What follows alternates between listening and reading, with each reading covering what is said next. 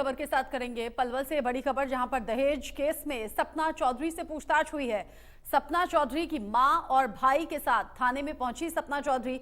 जांच में शामिल होने के लिए नोटिस भेजा गया था। पुलिस ने दोनों पक्षों की बात को सुना है।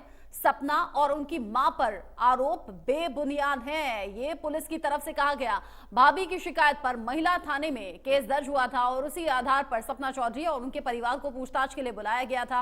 ये तस्वीरें जो टीवी स्क्रीन पर आप देख रहे हैं उसी समय की हैं, जब सपना चौधरी भाभी की शिकायत पर जब केस दर्ज हुआ तो थाने पहुंची पूछताछ में सहयोग करने के लिए। पुलिस कह रही है कि सपना चौधरी और उनके परिवार पर जो आरोप लगाए जा रहे हैं वो बेबुनियाद हैं। पिछले दिनों ही सपना चौधरी की भाभी ने केस दर्ज कराया था, मारपीट का, दहेज मांगने का, दहेज में क्रेटा गाड़ी मांगने का आरोप लगाया था। सपना की मां, सपना के भाई और सपना चौधरी पर ये आरोप लगे थे। ऐसे में पुलिस थाने आज सपना चौधरी परिवार के साथ पहुंची। पुलिस कह रही है कि जांच में ये आरोप बेबुनियाद पाए गए हैं। सपना चौधरी और उनके परिवार को जांच में शामिल होने के लिए नोटिस भेजा गया था। पुलिस कह रही है कि दोनों पक्षों को सुन लिया है हमने। सपना और उनकी मां पर जो आरोप लगे हैं वो बेबुनियाद हैं। इनसे सपना चौधरी और उनकी मां का कोई लेना देना नहीं है। पलवल से बड़ी खबर, दहेज केस में सपना चौधरी और उनके परिवार वालों से पूछताछ हुई है। सपना चौधरी की भाभी ने गंभीर आरोप लगाए थे। देखिए, एक कंप्लेंट वुमेन सेल में दी गई थी, जिसकी वुमेन सेल में काउंसलिंग की गई और काउंसलिंग में उनकी जो बात है वो बेनतीजा निकली। उसके बाद महिला थाने में एक मुकदमा 498, 323, 377, 506, 406 आईपीसी में दर्ज हुआ, जिसमें ऑनरेबल सुप्रीम कोर्ट की जो गाइडलाइन है उसको फॉलो करते हुए दोनों पार्टियों को नोटिस देके थाने में बुलाया गया था।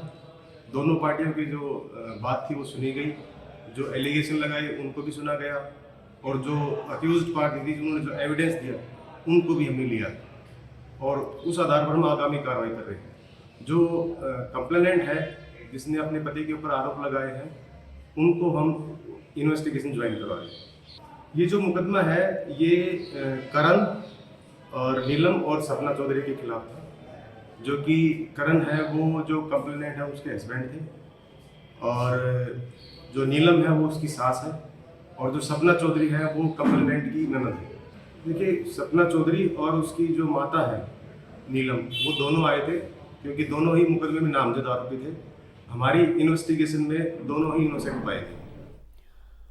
इस खबर को लेकर नितिन शर्मा ज्यादा अपडेट के साथ जुड़ गए हैं इस खबर पर हमारे साथ। नितिन, पुलिस जांच कर रही थी, पिछले दिनों सपना चौधरी की भाभी ने शिकायत दर्ज कराई थी। पूछताछ में क्या कुछ सपना चौधरी की तरफ से बताया गया और पुलिस किस निष्कर्ष पर पहुंची है? रिश्ता बताना चाहूंगा, मामला बिल्कुल सपना चौधरी की भाभी ने 25 जनवरी को पलवल के महिला थाने में दहेज प्रताड़ना और अन्य धाराओं के तहत यहाँ पर मामला दर्ज कराया था। लगातार पुलिस जांच करती रही और काफी समय से पुलिस ने इन्हें समय भी दिया कि दोनों परिवार आपस में जो बात है उसको लेकर सहमति बन जाए और दोनों परिवार बस जाएं। तो उसको लेकर भी काफी समय दिया, परंतु सहमति नहीं बनी है और आज इससे पहले भी सपना चौधरी, उसकी मां और उसके भाई को पूछताछ के लिए बुलाया गया था। आज फिर काउंसलिंग के लिए बुलाया गया, जिसमें पुलिस ने दोनों पक्षों को आमने सामने किया, जिसमें सपना चौधरी और जो उसकी मां थी बिल्कुल बेबुनियाद उनके ऊपर आरोप जो थे वो बिल्कुल झूठे थे। जिसके बाद पुलिस ने दोनों पक्षों के वहां पर जब बयान और आपस में उनकी बातें सुनी तो उसमें दोनों के खिलाफ पुलिस ने बताया कि बेबुनियाद इनके जो आरोप थे वो बिल्कुल गलत थे। जिसके बाद जो उसका भाई है सपना चौधरी का करण, उसके खिलाफ जो मामला है वह सुप्रीम कोर्ट के जो भी गाइडलाइंस है उसके अकॉर्डिंग चल रहा है। वहीं अगर मैं बात करूं, काफी समय से जो हरियाणा की मशहूर डांसर है सपना चौधरी और उनको वहां पर जब बुलाया गया तो दोनों पक्षों को आमने सामने रखा गया, जिसमें जो सपना चौधरी की भाभी थी उनको भी अपना पक्ष रखने का पुलिस ने पूरा मौका दिया और उसके बाद जो सपना चौधरी और उनकी मां थी उन्होंने फिर भी कोशिश की कि किसी तरह घर बस जाए, किसी तरह जो बात है वो आपस में सहमति से निपटा दिया जाए। परंतु जो उनकी भाभी थी वह अपनी बात पर अडिग रही।